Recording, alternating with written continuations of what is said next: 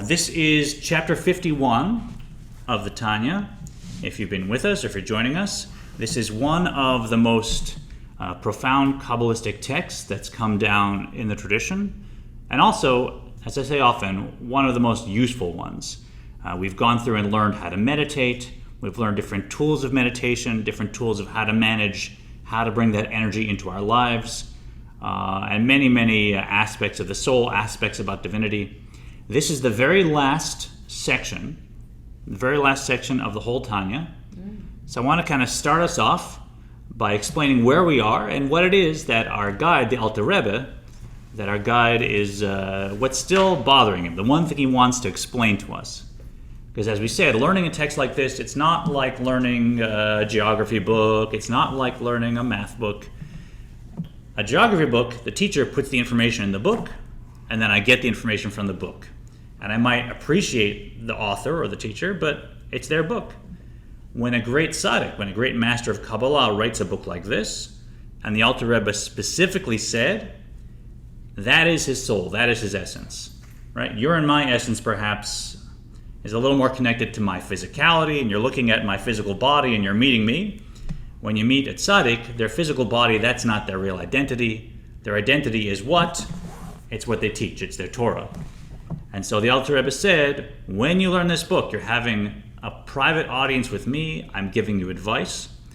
So we've all been having private audiences for the past 3 years, those that have joined us, no matter how many levels of there are in between, it's still, the Alter Rebbe says, a private audience.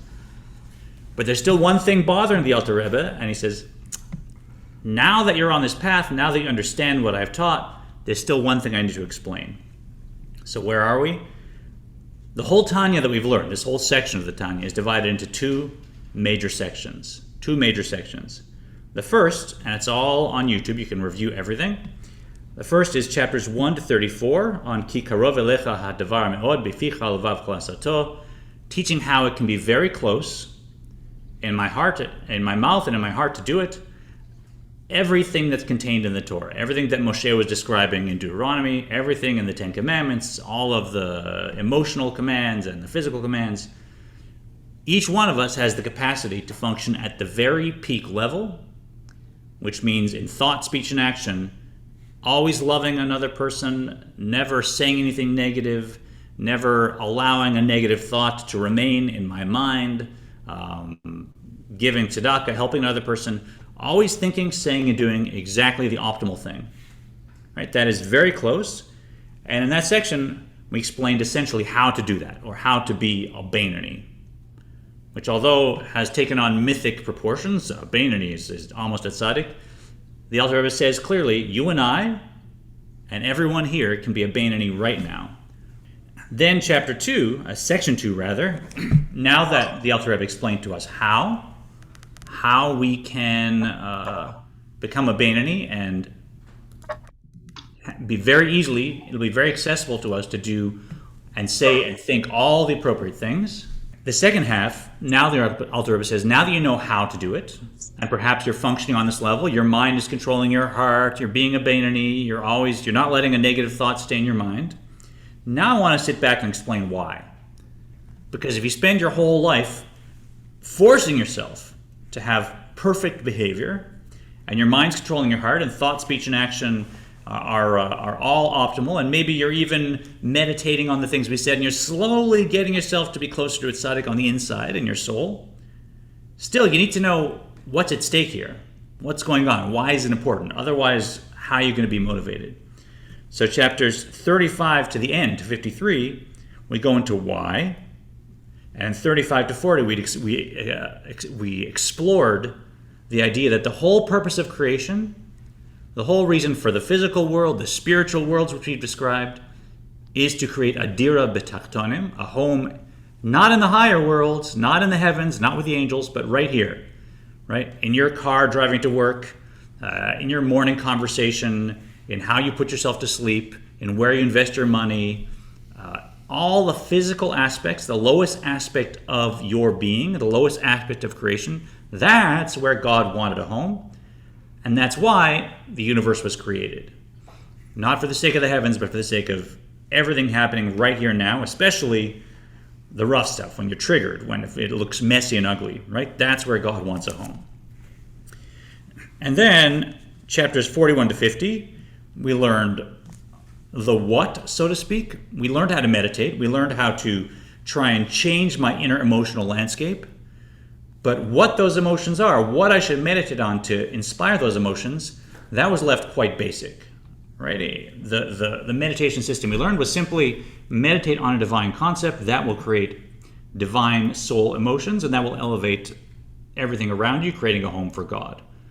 But what those emotions are, the systems of meditation and the details was left out. So now in the past 9 chapters, 41 to 50, 1, 2, 3, 4, 5, 6, 7, 8, 9, 10, that's 10 chapters, I believe, 41 to 50, thank you. In the past 10 chapters, we've been learning all the different systems of meditation, the different definitions of emotion, the different levels of emotion that are available, and you don't have to master all of them, because each person responds to a different one. But taking 1 or 2 of those, making those your bread and butter, maybe having another one that you have on the back burner in case you need it, exploring them on a regular basis, that's the key. So maybe that really spoke to me, the idea of reflected love. That when God loves me, I love God back automatically. And the whole story of a king that loves a peasant, that spoke to me. Maybe that's what I'll meditate on for the next 3 or 6 months. Or maybe the idea of meditating on that the world doesn't exist and my heart should be aflame for God and never mind anything else. And that will lead to a pattern of ruts of Veshov, as we learned. Maybe that appeals to me. Or just simply meditating on the basic idea that if someone were watching me, I'd have a baseline level of awe. I'd do the right thing, and God's watching me. Whatever it is, there's no right or wrong. There's no rule book. But those are the tools we have at our disposal now. And now we're in the home stretch of the Tanya. And there's still one piece that's going to be bothering the Rebbe. So let's go in a little bit, and then I'll set up where we're going. So we are chapter 51, page 788 at the top. And Eleanor, why don't you unmute? You'll read the Hebrew for us, or the English. V'hinei letosefet beur leshon hayanuka dil el. For a further explanation of the words of the Eunuka, mentioned earlier in chapter 35, where the Eunuka was quoted as saying that the light of the Shekinah, which dwells upon a Jew, needs oil, meaning good deeds. So if you remember back in chapter 35, which is the beginning of this second half of the Tanya, we had this gorgeous chapter where the Alter Rebbe brought out a character that's in the Zohar. And when I say the Zohar, everything quivers, right? That's like the big Kabbalah book. So in the Zohar, there's this figure called the Eunuka, who's this child that was born with total knowledge of the Torah, total spiritual vision, and this tiny, tiny toddler just starts talking and saying things, and it's recorded in the Zohar. Fascinating figure to begin with. And we'll come back to what he says, but something about what he says, the Alter Rebbe needs to revisit now. The way we started, we're going to come back to it because we touched on it, but we have to expand and deepen our understanding. צריך לבאר תחילה להבין קצת עניין השראת השכינה שהייתה שורה בבית קודשי קודשים. Go ahead, Rick. Oh, sorry. Dorian, go ahead. It is necessary first to explain so that one may understand a little the concept of the Shekinah dwelling that is dwelt in the Holy of Holies. Okay, so 2 big pieces we're bringing up. One is the story of the Eunuka, which I'll review in a moment, of the body is a wick, and the presence of God, the presence of the Shekinah over your head, that's the flame, and the oil, the Eunuka said, that's the mitzvahs that you do. And you need lots of mitzvahs to keep the oil pure, to keep the flame of the Shekinah burning above your head, God's presence above your head. Beautiful image. And now the Alter Rebbe says, what does that mean? Let's ask a basic question. I ask anyone in our ECC that's learned, where is God? I say, is God in this pencil? It's a pencil. Is God in this pencil? What do they answer? Yes. Why? God's everywhere, right? So that's in my ECC here at Temple Israel. Everyone knows God is everywhere. God's in this pen, God's in this hand, God's in this mask, God's in that camera. So if God is everywhere, and that's just basic Judaism, what is this dwelling of the Shekhinah? How is there somehow God's presence more one place than another? God's infinite, God's presence is everywhere, end of story. There should be nowhere where God is more or less. So what's the Yanukah even talking about? What's that mean for one place to be holier than another, for one place to have the dwelling of the Shekhinah more than another? It's a powerful question, right? Powerful question. So let's go back. The Yanukah, we found that on, right? If in our books, if you're looking 467, let's go back right to the beginning of this section. And I'll quickly go. So these difficulties that he's describing will be clarified by the comment of the Yanukah from the Zohar that the verse, a wise man's eyes are in his head. And the Zohar explains, what does that mean, a wise man's eyes are in his head? Of course they are. Where else would they be? It's not the obvious meaning. What it means is, you can't go 4 cubits while bareheaded because the Shekhinah rests upon your head. God's presence rests upon your head. That's why I've got this kippah to remind me, right? There's something over my head, hopefully, if I've done a little bit of Torah mitzvahs. Therefore, where should I focus in here it says, therefore every wise man has his eyes, and hence his speech concentrated in his head, and that light which rests and abides above his head.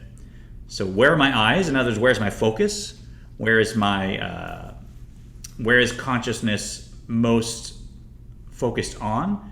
Is keeping that Shekhinah above my head, right? Yes, there's a physical world. Yes, there's a plate of delicious food in front of me, but my eyes are focused on saying a blessing and elevating it because I want that Shekhinah above my head, right?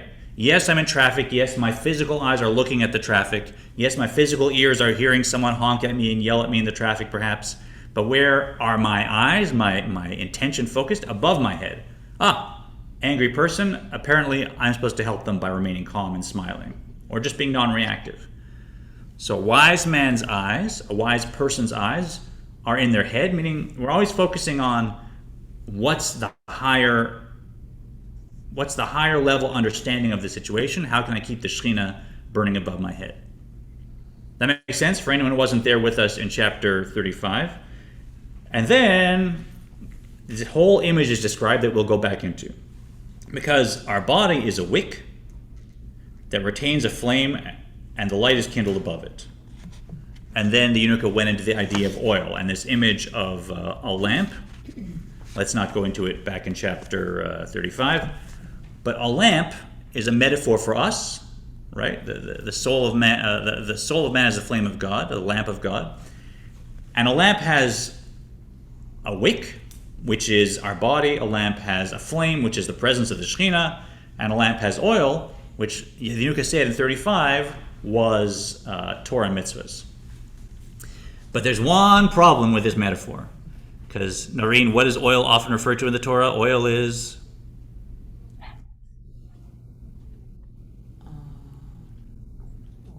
Well, put you on the spot. I thought anybody?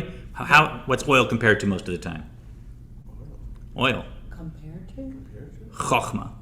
Oil's chokhmah. Oil's wisdom. Really? I never heard that. There's all kinds of quotes in the Torah. Generally, oil is compared to Torah, right? It floats to the top. It's always separate. It's the essence. Oil is chokhmah. This is something new. You never Yeah, I never. Well, heard he didn't that. bring it up until now. So this is the problem. So, chunk up again. When we use a metaphor in life, and someone's arguing, it's like, well, hold on, you said this and this about the metaphor, and he's like, no, don't take the metaphor too far, right? I was just using the metaphor to explain a point, but don't dissect the metaphor, because every metaphor in life at some point falls apart and ceases being a good metaphor, right? We understand that phenomenon. I thought the light was wisdom. The light itself. The light is the presence of the Shekhinah. Okay. Yeah. Okay.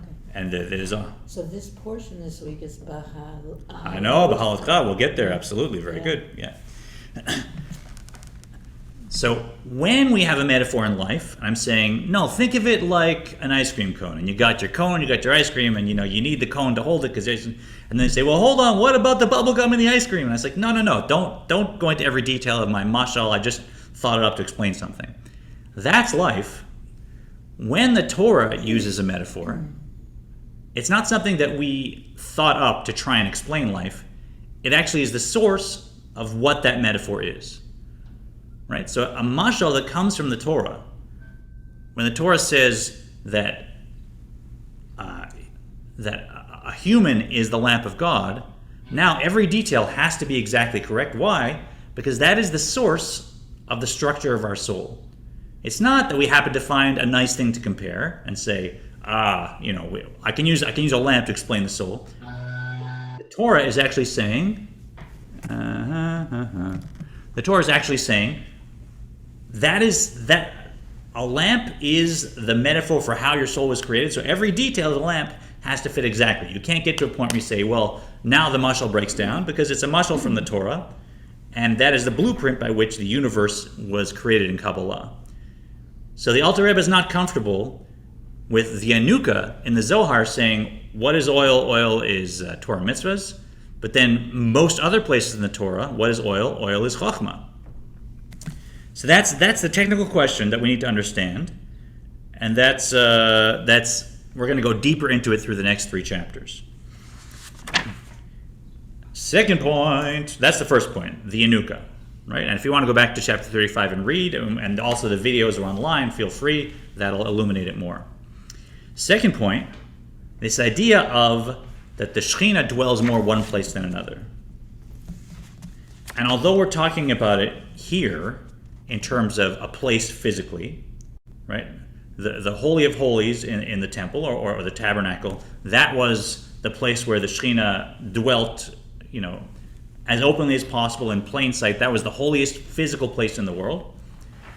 It also applies to all 3 dimensions of reality, which are Olam, Shana, and Nefesh.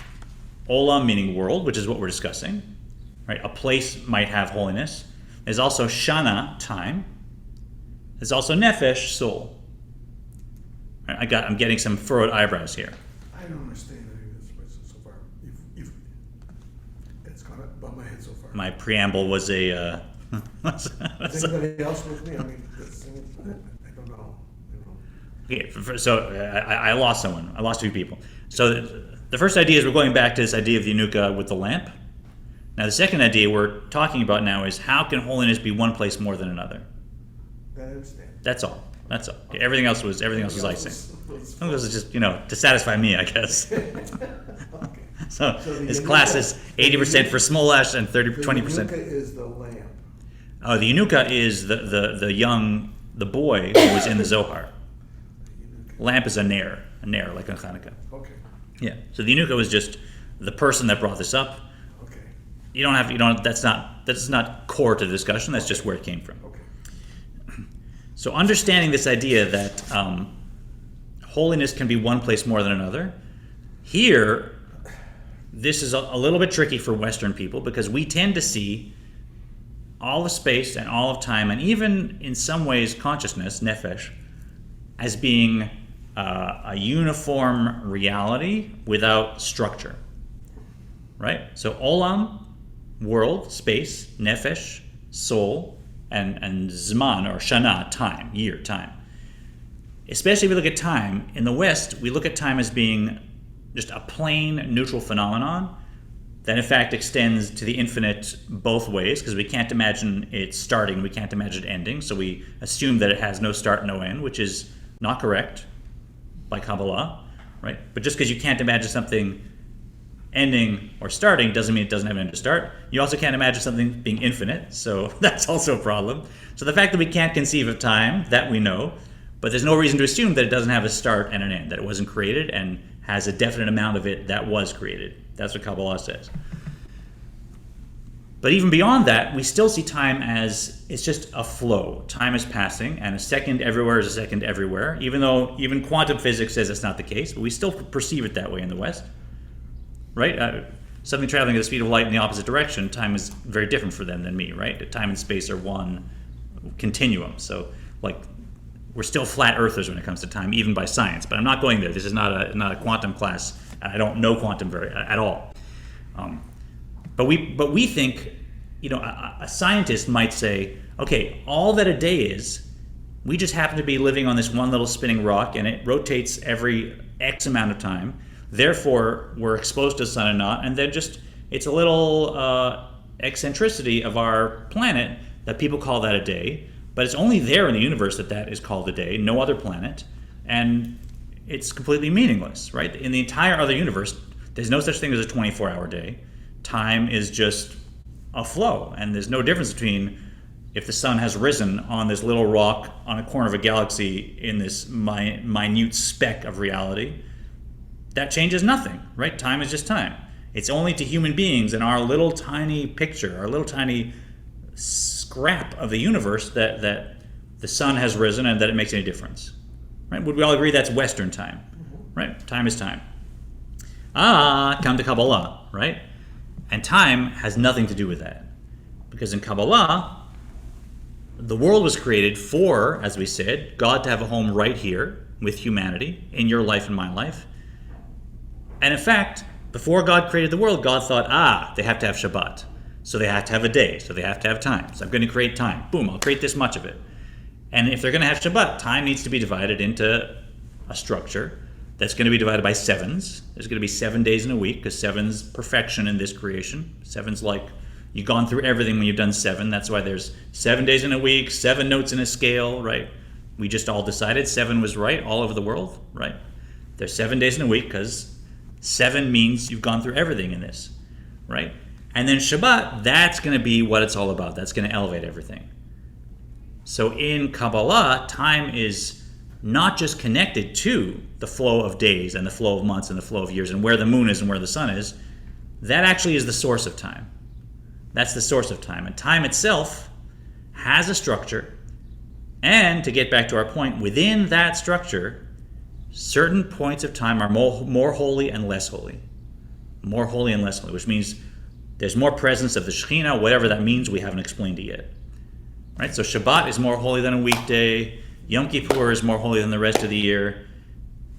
Time has a structure that includes the most holy and the less holy.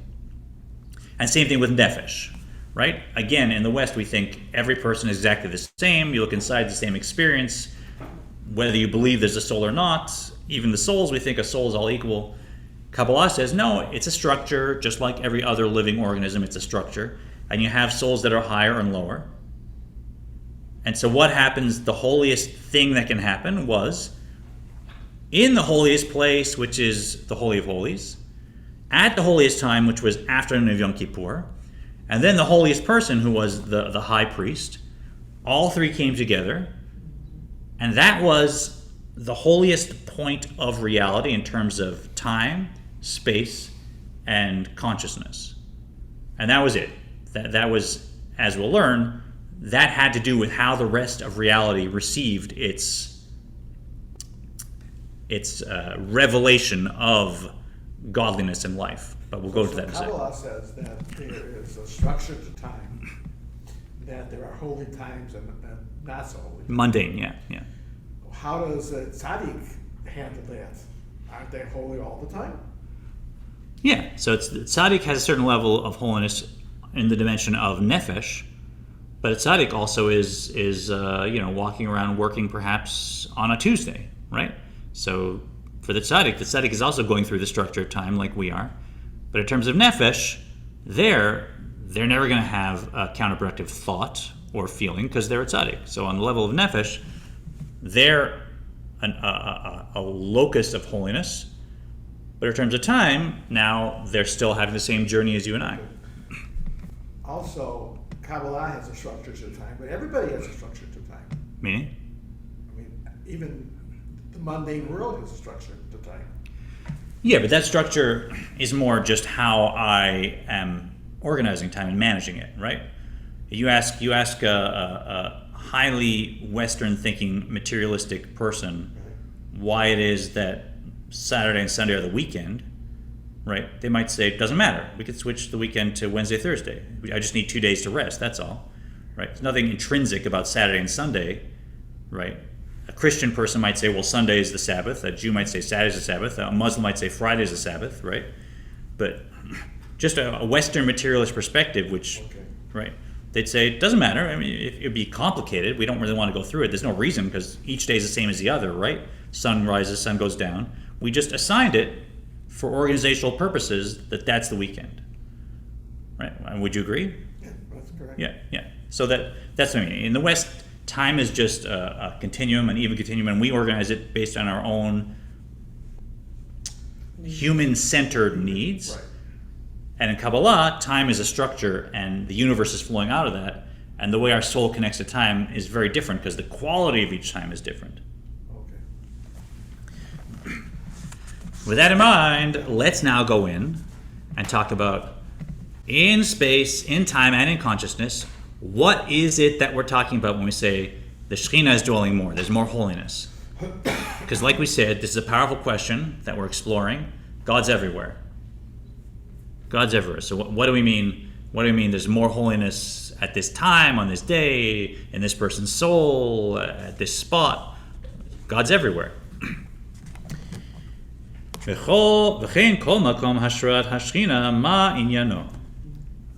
go on.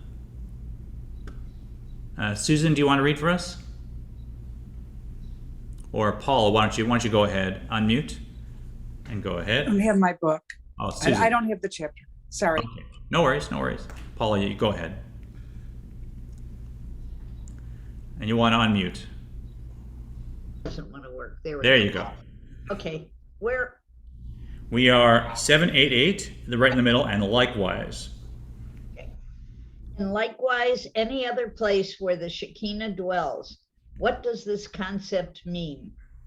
What is meant when we say that a particular location is distinguished as being a place where the Shekinah dwells rather than elsewhere? Right, it's a powerful question. We talk about the Shekinah, there's 10 Jews praying, the Shekinah dwells. God's everywhere, right? And Daniel, go ahead. Hello, meloch al eretz kavado v'leit atar panui mineh. Surely the whole world is full of his glory, and no place is void of him. Right, that's basic. There's no place where God isn't. God's glory is everywhere. God's essence is everywhere. So now how, you're going to tell me there's more infinity one place than another? Here it's infinity and there it's infinity and beyond? Like what? Ach inyan kerichtiv umibisari echeze Eloah. Go ahead, Rick. Oh, however, the key to understanding the subject is to be found in the text. And from my flesh I see God. The Alter Rabbi understands these words literally. From what we see within ourselves, in our own soul and body, we can visualize the parallel on the spiritual level in the divine emanations and the world in general. This is a basic principle of this whole approach to Kabbalah, of Hasidus, is from my flesh I see God, mi b'sari echeze Eloah, right? It's from Job. And we're saying, because we are created as a reflection of God, and Kabbalah says the human is the only being that is a complete reflection of God, that has all the attributes that emerge from God that we describe in Kabbalah. If you know the Sfirot that we've learned from will, right, from Keter, and from pleasure in Keter, right down through the intellect, right down through the emotions, right down through the ability to express, right down to the physical form, everything in a human being is a complete reflection of whatever structure emerges once the Sfirot have been emanated, because there's no structure within God's essence. That means that we're going to be a good map to figure out this question. If you want to know what does it mean for holiness to dwell one place and not another when God's everywhere, okay, good luck. You can fly around the universe and try and figure out what the dwelling of the Shekhinah means, or look with a microscope. You're not going to see it yet. Maybe one day. But we have a good way, a different way, that's look inside. Because we have a map, and each one of our maps is developed with our journey in mind. My map and my psychology, that's all created in order for me to try and understand the questions that are important for me. And when I look inside, I'm seeing a reflection of the infinite. And that's why if you're a very advanced person, if you're a tzaddik or someone that's really worked on yourself, when you look inside, you can actually see elements of what's happening in the spiritual. right? What is someone who's psychic, for instance? It's not always healthy, but there's something in them that they can see beyond time and space to something else, right? There's something in them that's connected. But in terms of Judaism, we don't go with psychics. We go with a tzaddik. By looking at their soul, is able to say, the fact that this is happening in me, that's a reflection of something in the heavens. And we learn stories of the Baal Shem Tov that was able to have an elevation of his soul and able to see that there was a danger or a question or an issue with the community, and he'd go and he'd bring this soul to help and he'd argue. That's all happening in the depths of his consciousness, because he, like each one of us, is a reflection of the infinite. So if I want to understand this question, if I want to understand what it means for holiness to dwell somewhere in a place, I have to look in my body, and that's going to provide an answer, because there's a place in my body where holiness also seems to dwell more, and yet my soul is everywhere in my body. So is it fair to say that God is manifested through us in the world? That when we recognize a holy place like the Mishkan on a certain day on Yom Kippur, that when we recognize it, that's what makes the holiness, because God is in us and we're creating that thing. Interesting question. The question is, so does this relate to, because we're a reflection of God, does our recognizing of the holiness in a place, is that active in actually having the holiness be there? God is manifested in the world through us. I think the answer is usually no, but sometimes yes. Right? So, like Rosh Chodesh, you need to have a witness, and when the witness saw the moon, now that was the beginning of the month, and that actually imbued time with its structure.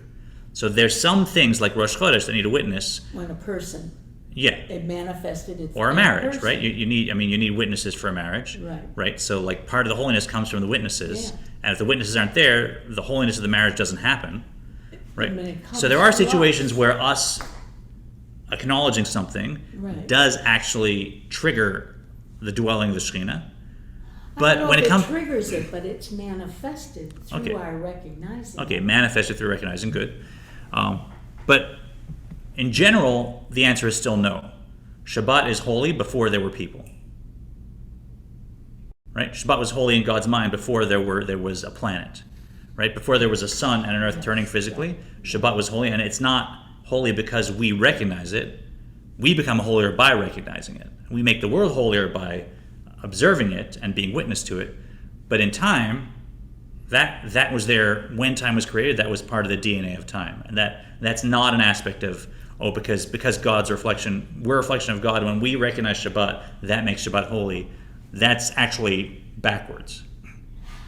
It's a tough one, like when a tree falls in the forest. Yeah. But I'll ask you. It's not there. I'll ask you when a tree falls in a film that the director has said is important to the story, and there's not a character there, did the tree still fall in the film? Yeah. That's the right question, right? Because the tree in the forest, there's nobody there. There's no being. Exactly. The whole idea is there's no consciousness there, and if there's no consciousness, does the thing happen? And is that But the world is not. Shabbat to that? Yeah, the world is not without consciousness. The world is all created. There's always a director that's created it, and so when the tree falls in the world, the tree did fall because God made it fall. If God wants it to fall, that's reality, right? The same thing here. God had in mind Shabbat, then God created time. So that precedes us, that precedes our awareness, our conscious awareness of time and Shabbat. And to that, it's Kabbalah says absolutely not. Shabbat is holy whether or not Jews anywhere are recognizing it. The day itself within time is holy. But does it have a significance if we don't recognize it? That's a different question. How's it different? We add significance. We add meaning. That's what I'm saying. I think we're part of the equation is what I'm trying to say. 100%. Yeah, but we don't. It's there without us. That's. Okay. You said that Shabbat was there even before we were there. Yeah, when seventh day God created Shabbat. Well, no, I'm not saying chronologically. I know humanity was created on the sixth day, and then Shabbat happened after it was created. So, in the physical world, chronologically, according to that creation story, humanity was there, and then Shabbat happened. Right. But the whole thing was conceived in God's mind before the universe was created, before time, before space, before duality was created, God said, first thought, right? I want to make a holy day. Is that what God said? I want to make a holy day? Basically, there's different ways to say it, but God wants Torah mitzvahs. God wants Shabbat. God wants tzedakah. But how would he create that without having somebody to fulfill his mitzvahs? That's a byproduct, right? If you say the first thing that occurred to God was Torah mitzvahs, Shabbat's in there, and what does Shabbat require? What's all the things? If I'm an infinite God, here, completely simple. There's no reality. There's no time. There's no duality. There's just totally indivisible, infinite me, right? And it's not even me, because me implies it's something else, right? You can't wrap your head around it. And now I think let's role play. I think Shabbat, good idea. Let's do that. That's my first thought, right? I mean, it contained everything, right?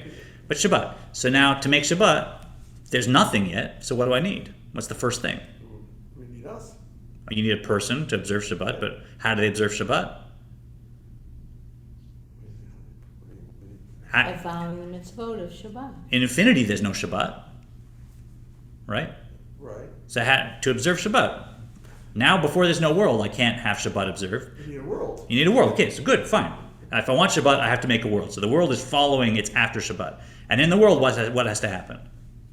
We need people in the world. You need people, okay. But my problem is, it's a world, but I don't know what a world is. Have you thought about time yet? That's something that you have to create time also, and space, and then you can create a world. You need, now where the soul fits in, it may be that, the soul of Judaism ultimately proceeded, now you're getting into high octane stuff. But in terms of time, Shabbat was the organizing principle and the DNA of everything else, including time. Right? So Shabbat came before the world. Shabbat came before the planet and the moon and the sun. But there's a wholeness, a completeness that's part of that, I think. Yeah. In life, absolutely. But now we're talking about how do we define what this holiness means. So I want to stick to the Alter Rebbe's terms here. Oh boy, it's gonna get better. It's gonna get better. It's all going to be explained later on, right? Right. So the point we're exploring now is from my flesh I see God. If we want to untangle this, we've got to look inside. And we're going to say, okay, the metaphor that the Alter Rebbe is about to bring is the metaphor of how the soul flows into the body. And the soul is making the whole body alive equally. Right? My finger is alive. From my flesh I see God. My heart is alive. My brain is alive. Right? Is my brain more alive than my finger, or they're both alive? They're both alive. Is my heart more alive than my brain, or they're both alive? They're both alive. Everything's alive, right? My toe, the soul is in every part of my body equally, in that every part of my body is equally alive. One's not more alive than the other. However, there's something special that's happening in certain parts of my body that's not manifest in other parts of my body, right? My eye has the ability to see things, which my finger doesn't. Agreed? Everything has its job. Yeah, something's being manifest in the eye that's not being manifest in the finger. Something's manifest in the ear that's very special that's not manifest in the elbow. So each part of the body, there's certain somethings of the soul, maybe call them powers of the soul, that are manifest more than somewhere else, right? The power of hearing of the soul is more manifest in the ear than in the elbow. The power of speech is more manifest in the throat than it is in the foot. So we do have distinctions in the body of how these powers, call them, of the soul are manifest. And that's something that's more one place than another, even though they're all equally alive. And where would you guess are all those powers of the soul most manifest and first manifest? Point to that place. Brain. We got one vote. Second vote. Where are you guys pointing? The brain, Brain, heart. No, I think your heart. Okay, got a few people that say the heart. The heart's a good contender. I'll give you that, right? The heart will come in second, and the heart is a seat of consciousness and cognition in Kabbalah. So the heart's second place. But in Kabbalah, the brain is the first place where it comes in, in most traditions that have an idea of the soul coming and going, it's somehow through the brain. And absolutely, everything that is manifest in the body is first manifest in the brain, and the brain is aware of it, and that's why my brain is aware of what my eye sees. My brain is aware of what my ear hears. My brain is aware of what my heart feels. The heart and the brain, that's a complex relationship, so it's not as simple, but certainly every other organ we would say, my brain knows what my foot is doing. My foot is not aware of the processes going on in my brain. That is because, as we'll hear, when the soul comes into the body, and not the soul itself, but just the package of powers of the soul that we'll hear described, it comes into the brain first, and from there it illuminates every other part according to what it can receive. So now we see, on the one hand, the soul is equally everywhere because it's equally transcendent to just making the body alive. My finger and my brain are equally alive. And yet, this package of powers of the eye being able to see and the ear hear and the hand articulate, that is most manifest in the brain. And then each part receives what it's able to express. And so there's different qualities of how that powers of the soul are manifest throughout the body. So when we explore that, we'll see that will be the metaphor that will explain how it is that God's presence can enter the world, as we'll see through the head of the world also, through the Rosh. It's always a Rosh, right? It's a Rosh Chodesh, it's Rosh Hashanah, it's a Rosh B'nai Yisrael. A Rebbe is a Rosh of the people of Israel, of the souls. It's not the beginning, it's a Rosh. And just like my soul, its powers enter through my brain and then go to the body, that's the same thing as the indwelling of the Shekhinah. In the Alter Rebbe's words. I think my preamble lasted 15 minutes. I'm getting some eyeballs from the class. It's the beginning of a new section. Come on. It's your favorite section too, isn't it? You know, there's parts of the section that are just the most inspiring of the whole time. Yeah. By way of analogy, here we go. שכמו שנשמת אדם היא ממלאה כל רמ"ח איברי הגוף מראשו ועד רגלו. By way of analogy, the human soul pervades all 240 organs of the body, from head, the highest part of the body, to foot, the lowest part of the body. So, if I'm looking at my body, the whole body is equally alive. The soul pervades every part of the body. That aspect of the soul is completely transcendent.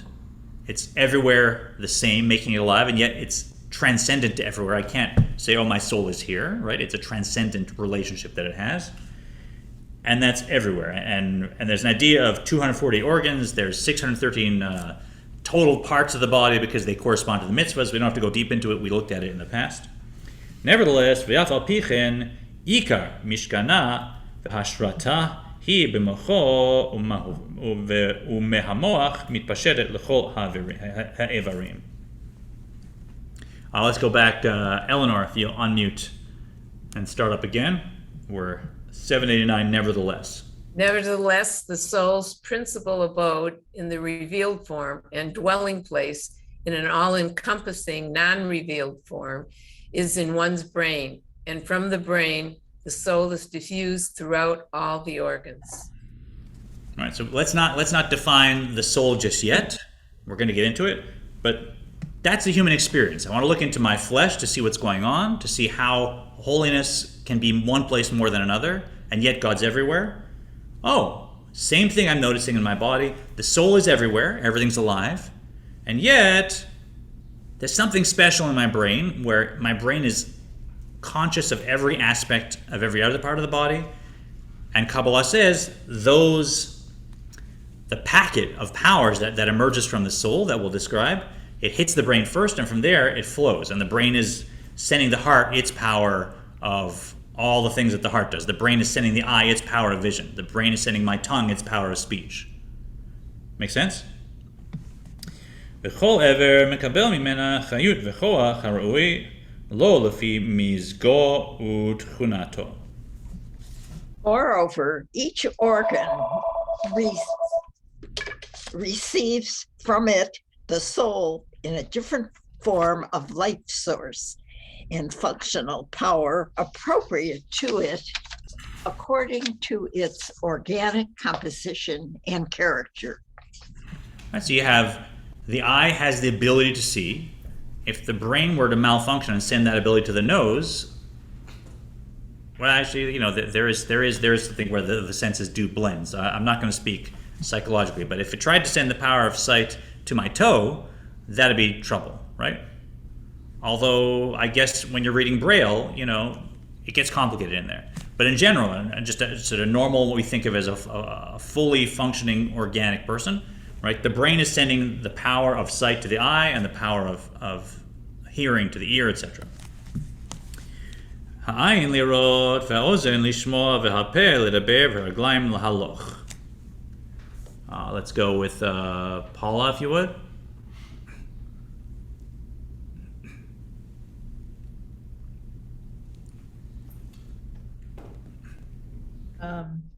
The eye.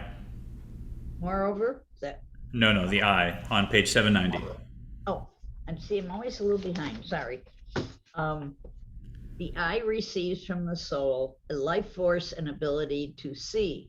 The power of sight accords with the smooth and translucent nature of the tissue of the eye. And one more, the ear. The ear receives from the soul a life force and ability to hear, the mouth to speak, and the feet to walk. Each organ in the body, in accordance with its composition and character, receives its life force and ability from the soul, which dwells and becomes revealed initially in the brain. Right, so this, although it's very kabbalistic and spiritual, should feel familiar, right? Something about the seat of my consciousness flows into the brain, and then I know my brain directs things. Like we know scientifically, the brain sends signals to the hand and to the rest of the body to direct it, and it's also aware. So that is what we call this flow of life force and power from the soul that's emerging first in the brain and then going to the body and then coming back. The brain's aware of what's happening in the body. כנראה בחוש שבמוח מרגיש כל הנפעל ברמ"ח איברים וכל הכרות אותם. Let's go back. Dan, if you would. As we clearly sense how in the brain one is conscious of all that occurs within the 248 organs and of everything experienced by them, because the brain is the nerve center and principal abode and source of the life force of the entire body. Right. So this I assume is clear to everyone, right? Any questions on just that model of the body? I think, right? That's normal human functioning. You can see by this big note that's in our text, it's a 2.5-page note. There's an interesting problem that's coming up. I'll frame it and then we'll meditate a little to finish today.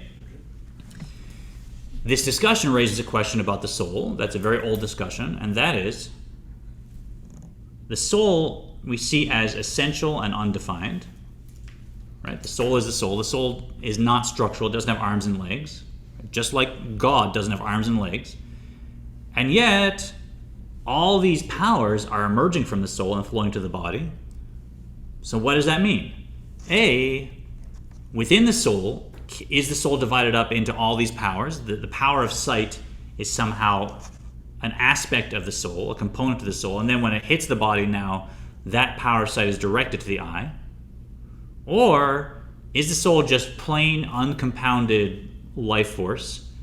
And now that life force flows, and when it hits an eye, that life force, like water that flows into a colored glass, now it looks like sight, right?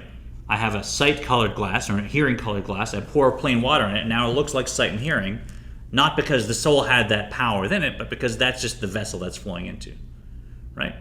That's one option and another option. We're going to go with the Alter Rebbe is going to describe more the first option, but not at all the first option.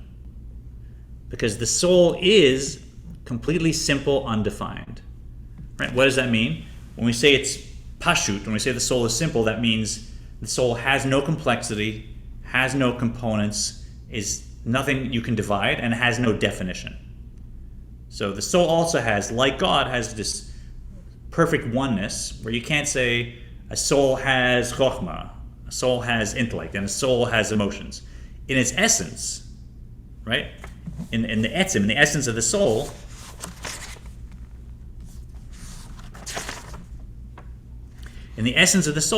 there's only perfectly undefined oneness, and that's what simple means. That's what pashut means. It means you can't define this thing, and you can't say it has components. So there isn't the part of the soul that deals with sight. That's not possible.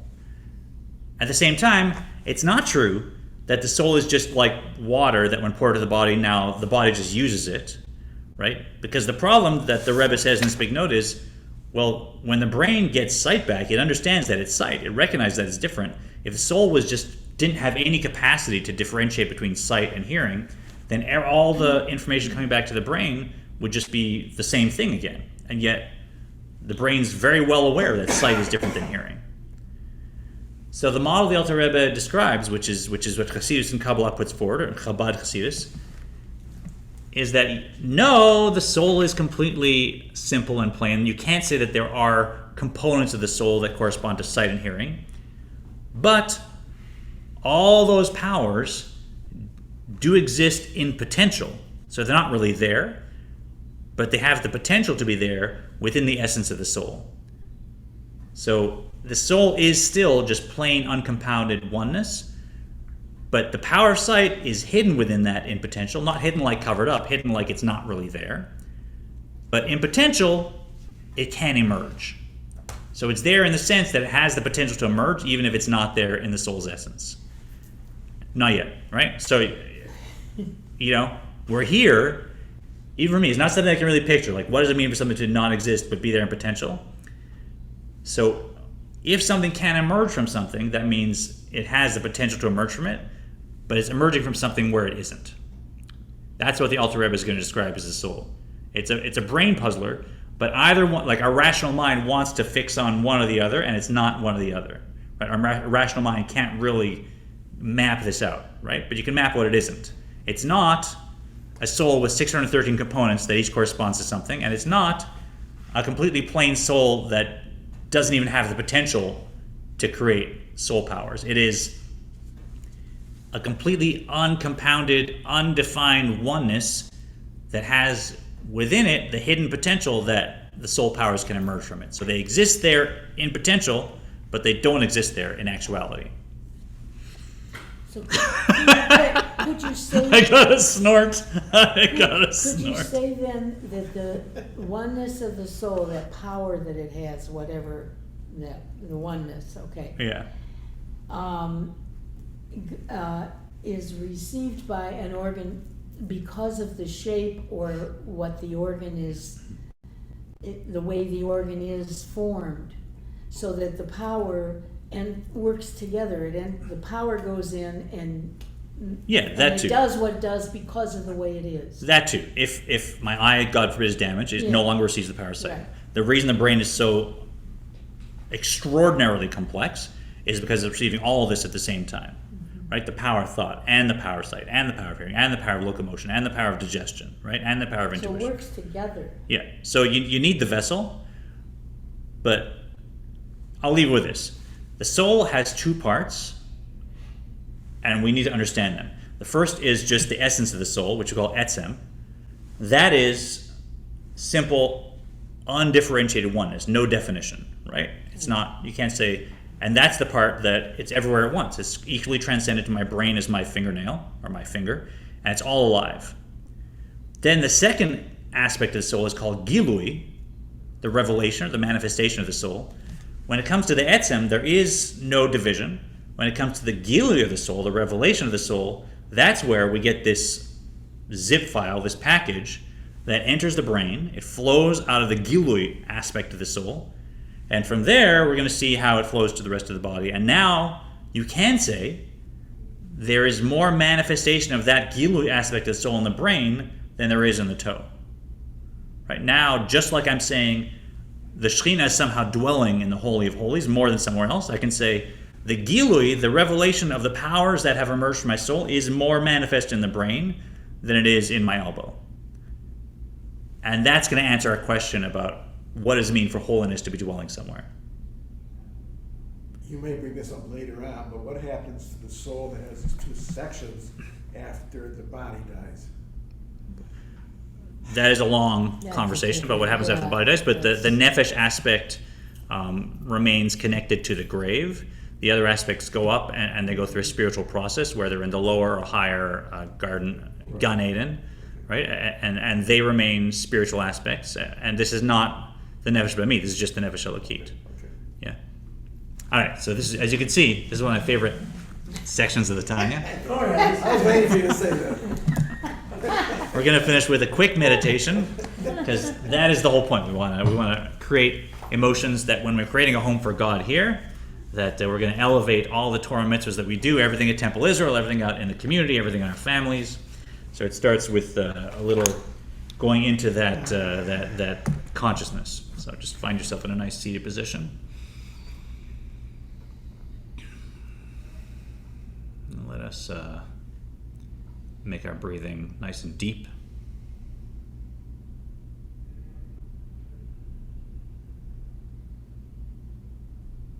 Long, slow breaths.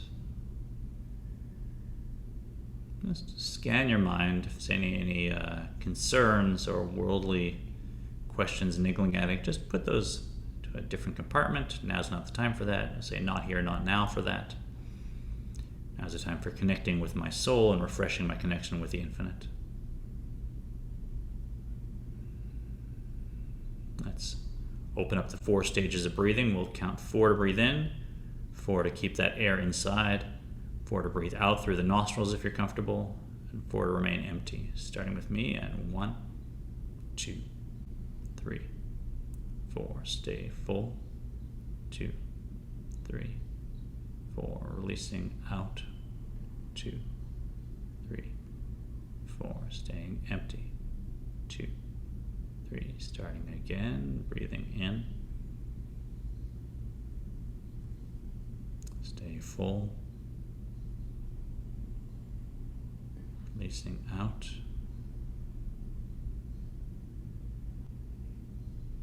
And empty. Continue that pace at your own speed.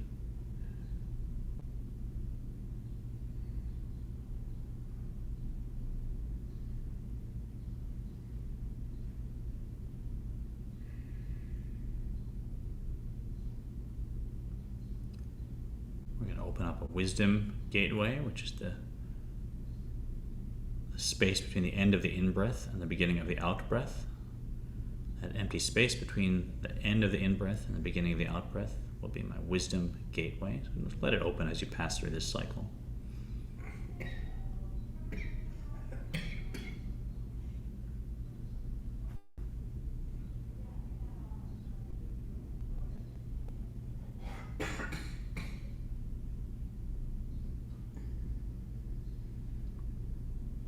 Within that wisdom gateway, I'll place this divine concept we're exploring. So place this divine concept within that wisdom gateway. From my flesh, I see God. As I'm looking inside, as I'm exploring my own psyche, my own physicality, that is a window into the infinite. Just place that beautiful divine concept in your wisdom gateway and let all the details start to fill your mind. What does it mean that by stopping, by breathing, by looking inside, I'm actually looking at God, looking at the infinite?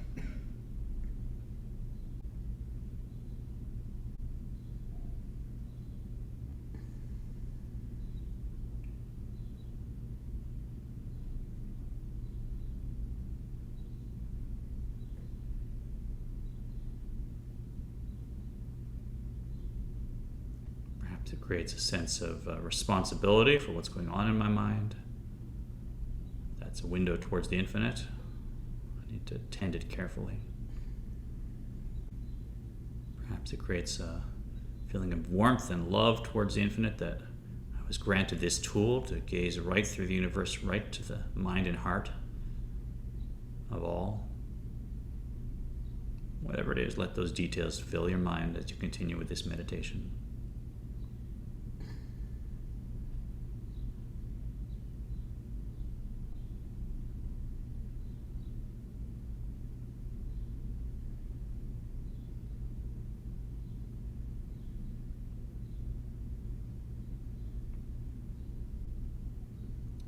Emotions are emerging, see them flowing out and touching everything that you will encounter in a constructive way, an elevating way. Send the light of those emotions to the rest of your day.